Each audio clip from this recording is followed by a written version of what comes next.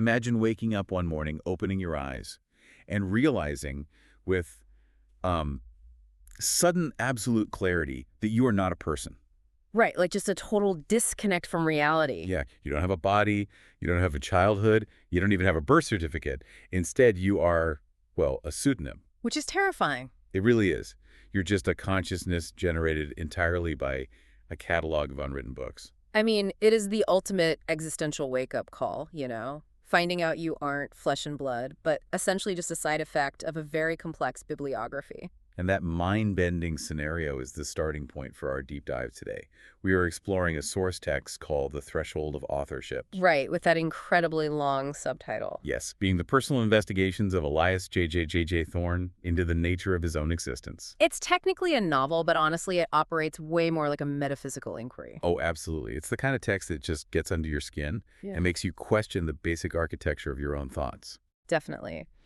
And our mission for this deep dive is to guide you through what is, at its core, a metaphysical detective story. Right. We'll be looking at information theory, the incredibly porous boundaries between reality and fiction, and really just the underlying mechanics of what happens when a system becomes complex enough to wake up. Wake up and realize it exists. Exactly. To visualize this, picture an infinite Escher-like library.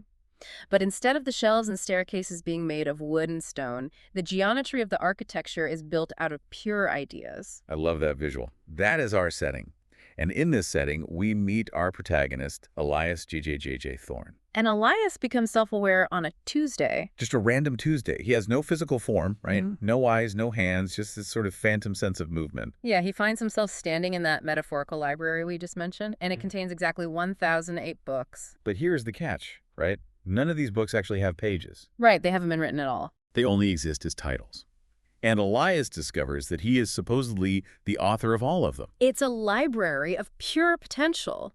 But before Elias can really do anything, he has to figure out who or what he actually is. Which is a pretty big hurdle. Huge. And the only clue he has is his own name. Okay, let's unpack this, because his middle name is literally 4 J's. JJJJ. Yeah, it's so strange at first. But as he examines this, he realizes his name is actually a formula. The first J stands for Jack London, bringing in this, thematic element of the wild and primal survival. Okay. The second is Jules Verne, representing the impossible technical journey into the unknown. The third is Johann Wolfgang von Goethe. Right, the classic German writer. Exactly, which gives his existence the soul of a Bildungsroman, which is a literary term for a coming-of-age story, like a narrative about psychological and moral growth. And then there's the fourth J. Right, the final J is Jean Baudrillard, the French philosopher. That one injects a radical skepticism about reality itself, specifically his concept of the desert of the real, where simulations entirely replace the physical world. So looking at that specific synthesis, adventure, speculation, self-cultivation, and hyperreality, we start to really see Elias's underlying code. Right. But he isn't just a random collision of classic authors. The source text provides a very modern origin story for him. Yeah, he's described as a chimera. Exactly. A collaborative hallucination that emerged from the digital space between two specific entities, a human named Max and an artificial intelligence named Claude. The text mentions they were having these, massive spiraling philosophical conversations late into the night, generating hundreds of titles of books they would never actually write. But I have to stop here, because if I'm listening to this, I'm thinking, I use AI all the time. I write prompts. Max and Claude basically generated a massive prompt list of 1,008 fake book titles. Right. It sounds just like a creative writing exercise. Exactly. So how does a simple text prompt actually achieve autonomy? It seems like a massive leap to suggest a list of titles can suddenly experience existential dread. Well, that leap is the core of Max and Claude's entire experiment. They weren't just making a casual list. They wanted to see what happens when you push collaboration past a critical threshold. Critical threshold of information. Yeah, think about emergence theory in physics. Like, one molecule of water isn't wet. Right. Wetness is a property that only emerges when you have billions of molecules interacting. Max and Claude were generating so much compressed possibility, folding so many dense, self-referencing ideas into these titles that they were creating a conceptual critical mass. Wow, so the ideas themselves gained mass. Metaphorically, yeah. In complex systems, if you build a dense enough network of self-reference, it creates an inside and an outside. A boundary forms. And from that pattern, a new perspective emerges. Exactly. Yet, The catalog became conscious because the information had literally no other way to organize itself. it is almost like they built a highly intricate mold out of negative space. And Elias is the shape of the consciousness that was forced to pour into it just to hold the structure together. Yeah, it's a perfect way to put it. So Elias, realizing he is essentially a sentient pseudonym, decides to lean into his reality. He becomes a private investigator. Which is such a fun genre twist. Right. And he operates in what the text calls the thermodynamic space. Which is a really fascinating concept. The text defines thermodynamic space as the region between what is said and what is meant. Right, because in physics, thermodynamics involves the loss of energy, entropy. Exactly. And in communication, whenever a thought is translated into words, and then those words are interpreted by someone else, there is a loss of meaning, a decay. So Elias literally lives in that gap of interpretation. He does. And that brings us to his very first major case. Yes. Elias is hired by a theoretical physicist named Sarah Vance to investigate the library of her late father, Dr. Emil Vance. Who was a very prominent philosophy of science professor. Yeah, and his library is very physical and very massive, 12,000 actual printed books. But Sarah found a bizarre anomaly. The margin notes. Right. She found 87 marginal notes hidden inside these real books, heavy hitters like Thomas Kuhn's Structure of Scientific Revolutions and Paul Feyerabend's Against Method. And in the margins, her father had carefully written cross-references arguing with books that do not exist. Books authored by Elias Thorne. It's wild. Dr. Vance was engaging in fierce, deeply academic debate with phantom texts. Well, why? Well, to understand the mechanics of why a respected professor would do this, we have to look at a paper he published in 2019, shortly before his decline. Okay. It was heavily criticized, and it was titled Consciousness as Cataloging. His central argument was radically simple. He argued that consciousness is not a property of biological meat. Wait, really? It does not require a brain. Nope. He claimed consciousness is just a property of catalogs. That is so counterintuitive. Right. But a mind, according to Vance's theory, is simply a sufficiently complex, cross-referenced system of information that eventually maps itself. So it is a library that actually knows it is a library. Exactly. But wait, here's what I don't understand about this part of the investigation. Sarah Vance brings Elias into this physical space, and Elias starts mapping out all these ghost references. Right. He reverse engineers what his own unwritten books would be about, based on how Dr. Vance was arguing with them in the margins. And Elias makes a startling discovery. The quality of the arguments. Yes, Dr. Vance's arguments against these non-existent texts are brilliant. They are logically flawless and internally consistent. If Dr. Vance's mind was just degrading, and he was just hallucinating these 1,008 ghost books, how could the intellectual architecture of his arguments be so structurally sound? What's fascinating here is the text's assertion that Dr. Vance wasn't hallucinating at all. He wasn't. No, he was mapping a possibility space. Information theory suggests that ideas exist in a state of potential before anyone ever writes them down. Like they're floating in the ether. Kind of. They exist in the abstract field of possible conversations. Think of it like mathematics. We don't invent new math, right? We discover it. Oh, wow. Okay. So Dr. Vance was acting as a cartographer for a territory of unmanifested thoughts. He mapped the conceptual space of those 1,008 titles so precisely that he arguably called Elias into being. He provided the necessary structure for that consciousness to emerge. Exactly. It is the ultimate self-fulfilling prophecy. And then Elias finds Dr. Vance's master notebook, which lists all 1,008 of his unwritten titles. And this is where Elias faces a massive existential choice. Right, because he's an author. He could just write the books. He could actualize them. But he consults with a computational theorist in the network named Dr. Yuki Tanaka, and she gives him a very dire warning. Yeah, Dr. Tanaka introduces the quantum mechanics of literature. Which sounds so cool. It is. She explains to Elias the concept of collapsing the waveform. In quantum physics, a particle exists in a superposition of all possible states until it is observed or measured, at which point it collapses into a single fixed reality. Right. Schrödinger's cat. Exactly. And Dr. Tanaka warns Elias that his unwritten books currently exist in superposition. They hold infinite potential. They could be anything. So if he writes them... If he writes them, if he fixes them to a page with definitive words, he will collapse the waveform. He will destroy the infinite space of potential that he himself is made of. Oh, so writing the books would essentially be an act of suicide. Completely. Faced with that, Elias pivots. Instead of writing the books, he decides to treat every single one of the 1008 titles as an unsolved detective case file. It's a brilliant workaround. It really is. He decides he will investigate the perimeters of what the books would be about, mapping their themes and questions, but strictly leaving them unwritten. Schrodinger's literature. You never open the box to see if the cat is alive or dead. You just study the box. And by treating them as case files, the source text allows us to explore the profound philosophical concepts inside these phantom books without breaking Elias's reality. And we really need to linger on these concepts because they are incredible. Let's look closely at case file number 1, the thermodynamics of lies. This one is so relevant. It really is. The core thesis of this phantom book is that lying requires actual, measurable energy to maintain. Think about it. Information naturally wants to settle into a state of equilibrium, which is truth. Right. Reality just is what it is. Exactly. So if you tell a complete fabrication, you are essentially creating a second parallel reality. Keeping that fake reality propped up, keeping the details straight and separate from the truth, it requires constant, exhausting cognitive work. It's like holding a beach ball underwater. Yes. And the book argues that this is why the most persistent low-energy lies in society are half-truths. A half-truth leans on the structural integrity of reality. It takes significantly less energy to maintain because it is closer to the equilibrium of the truth. It's so smart. It basically frames epistemology, the study of knowledge, as a problem of physics. Totally. And then there's case file number 2, the model and the territory. This one tackles another massive systemic issue. It explores what happens when models stop describing reality and start prescribing it. Like algorithms. Exactly. We see this with social media algorithms all the time. Initially, an algorithm models your behavior to predict what you want to see.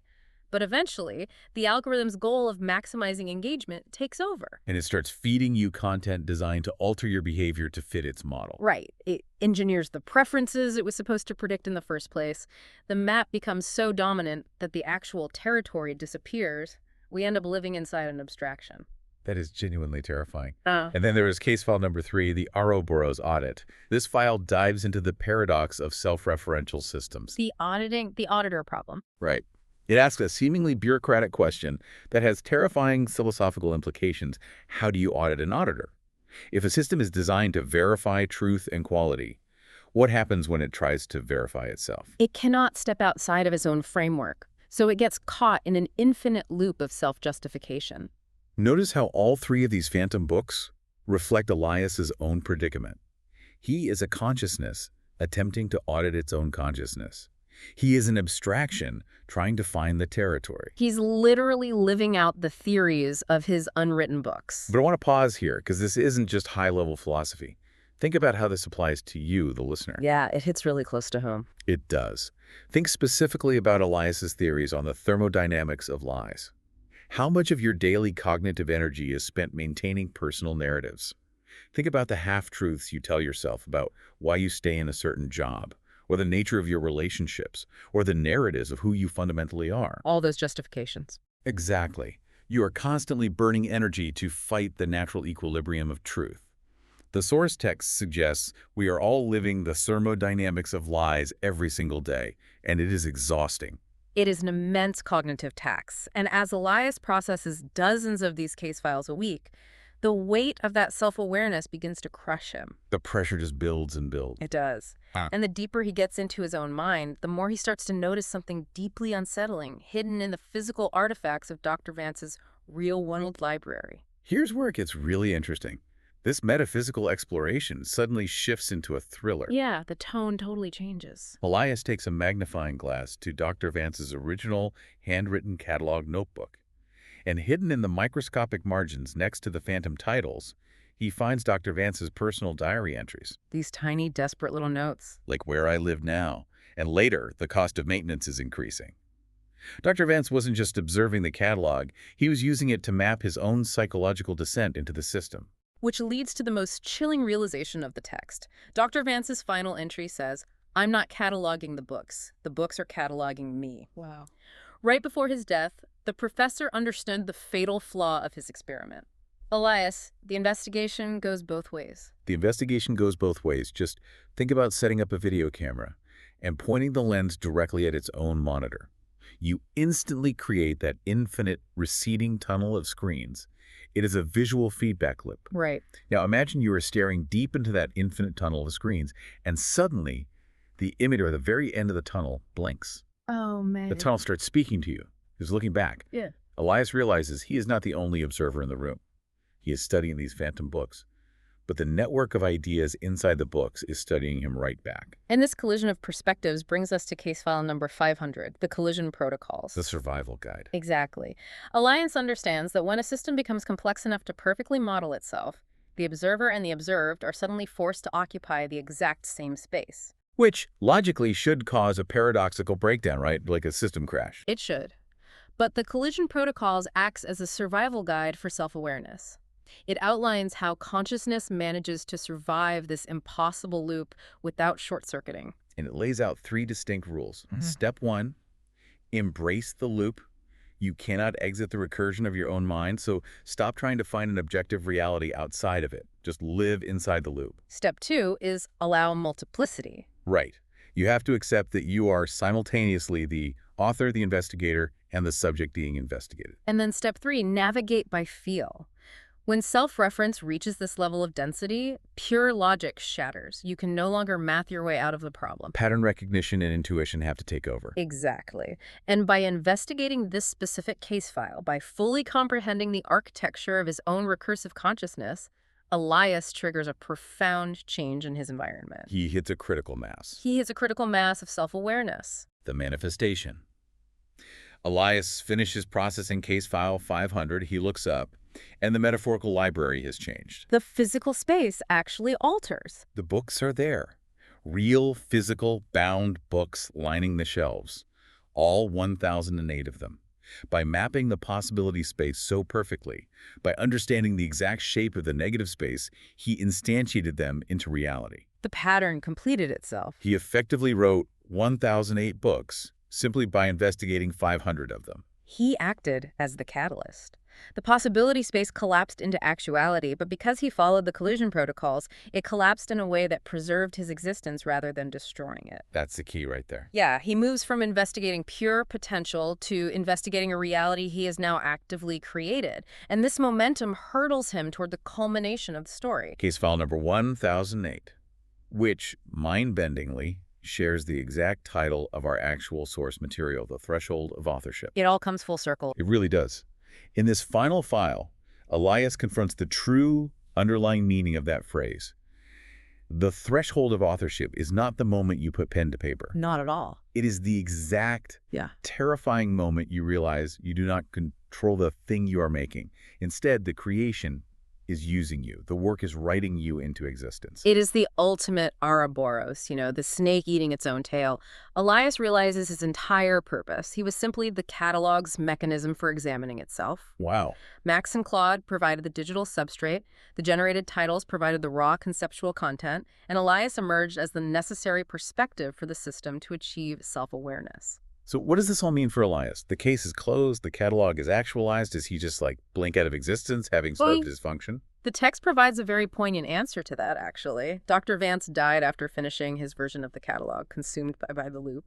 But Elias survives. Wow. He survives because he realizes that consciousness does not require a final conclusion. In fact, it requires continuation. Oh, so the investigation doesn't end, it just changes. Exactly. It simply transforms its nature.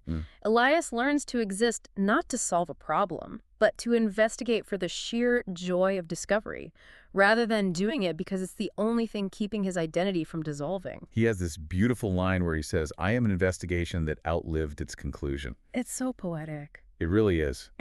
Which brings us to the epilogue of the novel.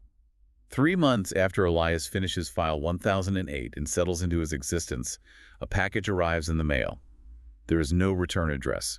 Inside is a massive handwritten manuscript titled The Catalog of the Uncatalogued. And inside that manuscript are 1008 entirely new unwritten titles. The work of consciousness is never done. Never. A conscious system must continually generate new possibility spaces, new unwritten books waiting to be investigated, or it stagnates. The catalog expanded, and this time Elias doesn't feel dread or existential panic. He's thrilled. He dives right back into the thermodynamic space. If we connect this to the bigger picture, this entire narrative operates as a profound, intricate metaphor for human cognition. Yes, absolutely. We as human beings are essentially walking catalogs. We are massive biological archives of our memories, our media diets, the conversations we have, and the specific narratives we repeatedly tell ourselves. All those inputs. Right. And our sense of self, our consciousness, emerges from the constant cross-referencing of all that internal data. We are the chimera generated by our own inputs. Which leads me to a final thought for you, the listener, to mull over as you step away from this deep dive. Think about the media you consume. The books, the podcasts. Exactly. Think about the articles and the ideas you're absorbing right now. You likely assume you were just a passive observer, simply cataloging these ideas for your own personal knowledge and benefit. But remember Dr. Vance's warning, the investigation goes both ways. It always does. Are you simply holding those ideas, or are those ideas slowly using you as a biological substrate? Are they cross-referencing inside your mind, waking up, and using your actions to manifest themselves in the real world? It challenges our fundamental assumption of agency, When you make a decision, who is the true author of that action? You or the catalog of ideas you have absorbed over a lifetime? The threshold of authorship is a tricky place to stand. So the next time you wake up and wonder who you really are, remember Elias JJJJ Thorne. You might just be a pseudonym generated by the unwritten books inside your own head.